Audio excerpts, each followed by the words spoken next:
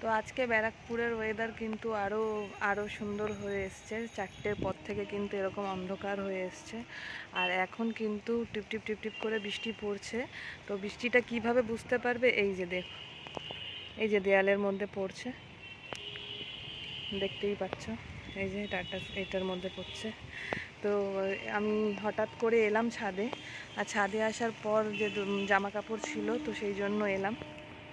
তো এসে দেখছি যে এরকম কালো হয়েছিল, এটা তো দেখছিলাম, কিন্তু এরকম ঝড় বা বৃষ্টি আসবে সেটা জানি না। তো বৃষ্টি চলে এসছে, আর আকাশের ওয়েদার দেখতেই পাচ্ছ।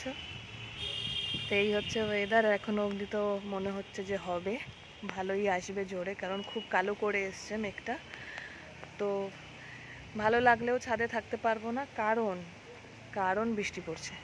আর এই বৃষ্টিটা টুকটুক টুকটুক করে পড়ছে, কিন্তু মানে কখন যে এক ব্যাগ নেমে আসবে তো সেটা জানি না।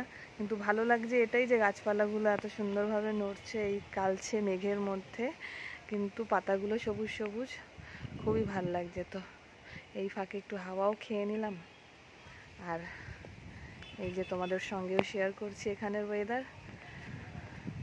তো কার ওখানে এরকম মানে যারা যারা ভিডিওটা দেখতে পারবে, তো তাদের ওদিকেও কি বৃষ্টি হয়েছে কি না, বা এরকম ওয়েদার কি না, তো তোমরা আমাকে জানিও। তো চলো, টাটা।